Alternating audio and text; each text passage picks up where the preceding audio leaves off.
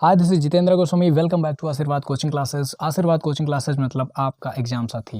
My dear students, आज की इस क्लास के माध्यम से आप सभी हाई स्कूल यूपी बोर्ड परीक्षा 2024-25 का कोड नंबर, आप सभी पेपर का सॉल्यूशन यानी एमसीक्यूज का सॉल्यूशन इस क्लास के माध्यम से जानने वाले हो। कोड है इसका, पेपर कोड 824 CO वाले इस क्लास को देख सकते हैं। इसमें हम फुल सॉल्यूशन देने वाले हैं आप सभी को। पहला क्वेश्चन आप सभी देख सकते हो यहाँ पर, बहुविकल्पीय का कि निम्न में से किस दर्पण के द्वारा आपका प्रतिबिंब सदैव सीधा प्रतीत होता है। तो इसका ऑप्शन नंबर डी सही हो जाना चाहिए। अभी हम इसका फुल सॉल्यूशन भी आप सभी को बताने वाले हैं। इसका ऑप्शन नंबर डी सही होना चाहिए। दूसरा जो क्वेश्चन है आप सभी के सामने, चित्र में दो सर्वसम प्रिज्मों पर श्वेत प्रकाश की किरण आपतित होती है, संयोजन में निर्गत प्रकाश की किरण होगी। तो ये श्वेत प्रकाश किरण होनी चाहिए। ठीक है, इन सभी का सॉल्यूशन मैं आप सभी को दिखाने वाला हूँ, बस बने रहिए। नंबर तीसरा है कि उत्तल लेंस के F तथा 2F के बीच स्थित किसी वस्तु का प्रतिबिंब कैसा होता है, कैसा बनता है। तो ऑप्शन नंबर डी सही होना चाहिए, वास्तविक, बड़ा तथा उल्टा। अगला क्वेश्चन है क्वेश्चन नंबर 4। क्वेश्चन नंबर 4 कहता है किस दृष्टि दोष के निवारण में द्विफोकसी लेंस का उपयोग होता है। तो द्विफोकसी लेंस का उपयोग जरा दृष्टि दोष में होता है। ठीक है, अगर किसी क्वेश्चन में जरा से भी कंफ्यूजन होती है उत्तर में तो आप सभी कमेंट में ज़रूर बताएं, अपनी प्रतिक्रिया ज़रूर दें। ठीक है, और यहाँ पर क्वेश्चन नंबर 5 जो है, कॉलम एक्स से वाई में मिलान करना है। इसमें जो पहला है ओम मीटर जो होता है वो प्रतिरोधकता का मात्रक होता है। ठीक है, यानी पहले का तीसरा, ठीक है, पहले का तीसरा होना चाहिए। वाट दूसरे का होना चाहिए विद्युत शक्ति। ठीक है, वाट किसका है, विद्युत शक्ति का, यानी दूसरे का दूसरा ही सही होना चाहिए। और तीसरा कूलाम होता है आवेश का, यानी कि तीसरे का चौथा। ठीक है, यानी कि यहाँ पर मिल रहा है तीसरे का चौथा, और चौथे का पहला फिर सही हो जाएगा, यानी कि ओम किसका मात्रक होता है, प्रतिरोध का, यानी ऑप्शन नंबर ए सही होना चाहिए इसमें। ठीक है, यहाँ पर ऑप्शन नंबर ए सही होना चाहिए। अगला क्वेश्चन नंबर 6 देखते हैं। यहाँ पर न्यूमेरिकल पूछ लिया आप सभी से कि 110 वाट का विद्युत बल्ब 220 वोल्ट के विद्युत स्रोत से जोड़े जाने पर विद्युत बल्ब में प्रवाहित धारा होती है। तो यहाँ पर सॉल्व करने में आएगा 0.5 ए। इसका सॉल्यूशन देख लेते हैं। तो इसका सॉल्यूशन हो जाएगा, जैसे आप सभी पढ़ते हो, P इक्वल टू क्या होता है, P इक्वल टू VI होता है। हमें I पता करना है। I पता करने के लिए क्या करेंगे, यहाँ पर जो P है इसके अपॉन में ये भेज देंगे, यानी V।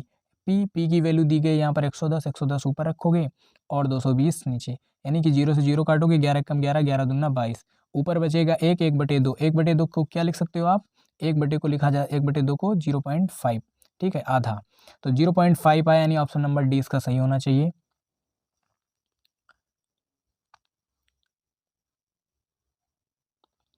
क्वेश्चन नंबर 7 जो है, किसी धारावाही लंबी परिनालिका के भीतर चुंबकीय क्षेत्र कैसा होता है। तो किसी भी धारावाही लंबी परिनालिका जो होती है उसके भीतर का चुंबकीय क्षेत्र हमेशा समान रहता है। ठीक है, तो समान रहेगा। अब बढ़ते हैं केमिस्ट्री सेक्शन उपभाग 2 जो है इसका, सब सेक्शन 2। 8वां क्वेश्चन है, इनमें से कौन सा सजातीय श्रेणी में है। सजातीय श्रेणी क्या होती है, सजातीय श्रेणी मतलब एक ही जो प्रकार के क्रियात्मक समूह होते हैं, यानी उनमें एक ही प्रकार के क्रियात्मक समूह होने चाहिए और उसी के द्वारा उनके प्रत्येक जो कंपाउंड होते हैं उनको अणुभारों के बढ़ते हुए क्रम में लिखा जाता, अरेंज किया जाता है। तो देखिए यहाँ पर ये भी एल्केन का ही है। एल्केन का सूत्र आप सभी जानते हो। एल्केन का सूत्र होता है CnH2n+2। ठीक है, यहाँ पर n बराबर 1 से लेकर के कोई भी गिनती आप लिख सकते हो। ठीक है, तो CnH2n+2 यहाँ पर यानी पहला भी है। यहाँ पर OH ग्रुप दूसरा क्रियात्मक समूह OH लगा है, तो यानी कि ये भी, यानी कि पहला और तीसरा। तो ऑप्शन नंबर ए यहाँ पर होना चाहिए इसका सही, पहला और तीसरा, क्योंकि यहाँ पर देखिए ये सब अलग अलग क्रियात्मक समूह के हैं और यहाँ पर भी अलग अलग क्रियात्मक समूह, इसलिए ये वाले ऑप्शन नहीं होंगे, ऑप्शन नंबर ए ही सही होगा। अगला है क्वेश्चन नंबर 9, एथेनॉल क्रियात्मक समूह। यहाँ पर एथेनॉल क्रियात्मक समूह ऑप्शन नंबर सी होगा, OH ग्रुप होता है। ठीक है, ये कौन सा होता है, एल्डिहाइड ग्रुप, ये होता है कीटोन ग्रुप और ये होता है कार्बोक्सिलिक एसिड का। अब बढ़ते हैं क्वेश्चन नंबर 10 की तरफ। क्वेश्चन नंबर 10, एक विलेन लिटमस पेपर को नीला कर देता है। लाल को जो नीला करता है उस विलेन का संभावित पीएच मान वो कैसा होता है, विलेन वो होता है क्षारीय। क्षारीय का इसमें केवल एक ही ऑप्शन नंबर डी, यानी कि 7 से जो अधिक होगा वो क्षारीय होगा। वो कैसा होगा, क्षारीय होगा, और क्षारीय ही लाल लिटमस पेपर को नीला कर देता है। CaOCl2 का प्रचलित नाम ब्लीचिंग पाउडर होता है, आप सभी जानते हो। ठीक है, इसका जो रासायनिक नाम होता है कैल्शियम ऑक्सीक्लोराइड या कैल्शियम हाइपोक्लोराइड होता है। और क्वेश्चन नंबर 12 है, जिंक तथा सल्फ्यूरिक अम्ल की क्रिया से जिंक सल्फेट तथा हाइड्रोजन गैस बनती है। ये कौन सी क्रिया है, ये विस्थापन क्रिया है, यानी डिस्प्लेसमेंट रिएक्शन है।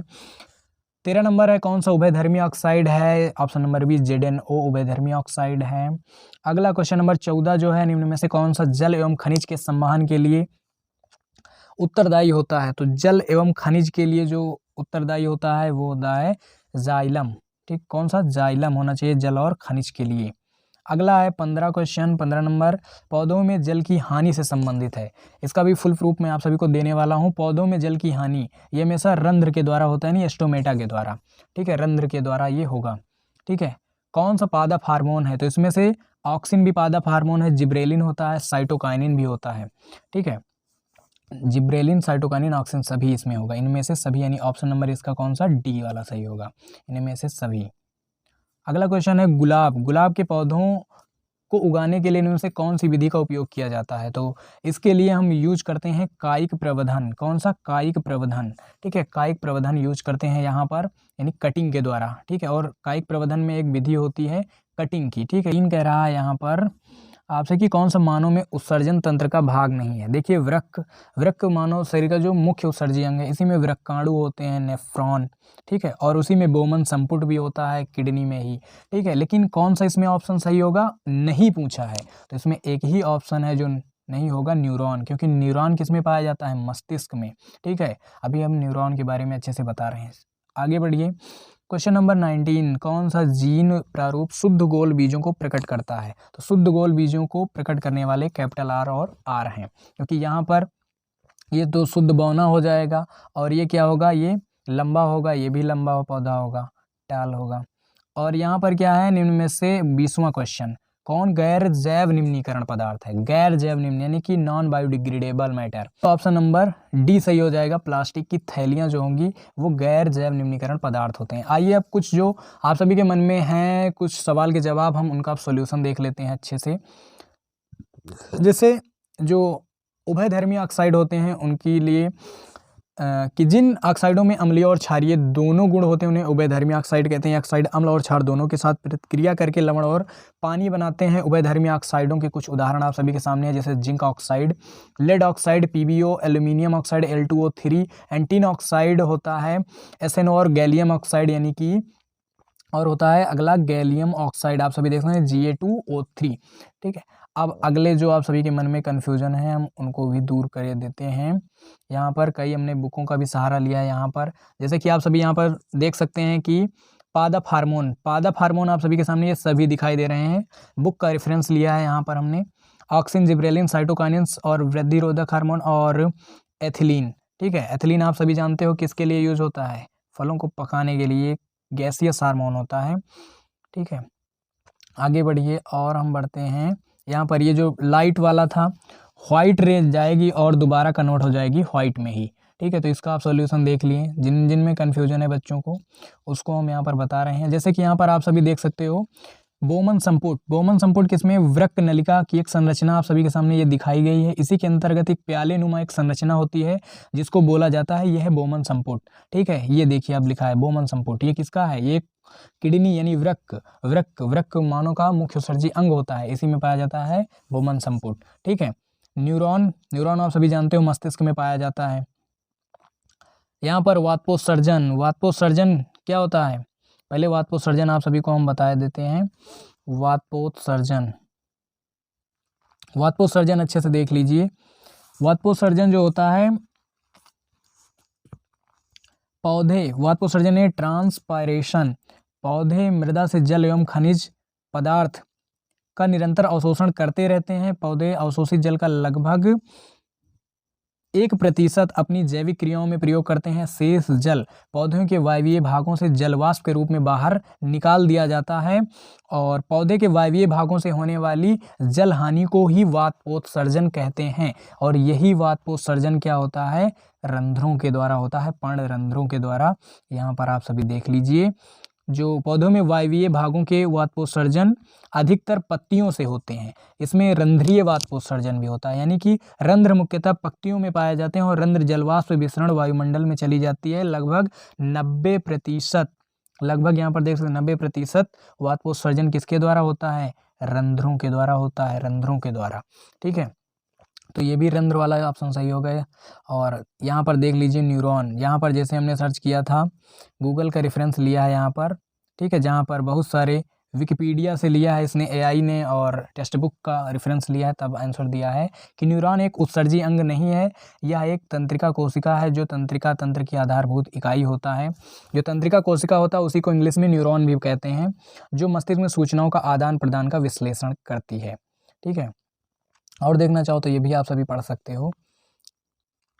आगे बढ़ते हैं, कुछ और रेफरेंस लेना था हमें।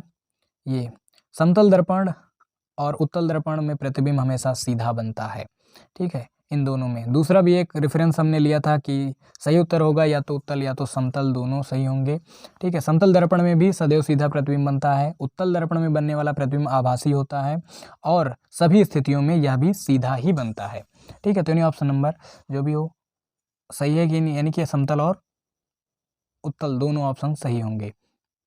तो ये रहा हाई स्कूल यूपी बोर्ड 2024-25 के एमसीक्यूज का फुल सॉल्यूशन। आपने देखा, आपकी आशा करता हूँ कि आप में जो भी कन्फ्यूजन आपके दिमाग में रही होगी सारी दूर हो गई होगी। तो इसी तरीके से ऑथेंटिकल पढ़ने के लिए आप आशीर्वाद से ज़रूर जुड़े रहें। चलिए मिलते हैं नेक्स्ट क्लास में, तब तक के लिए जय हिंद जय भारत।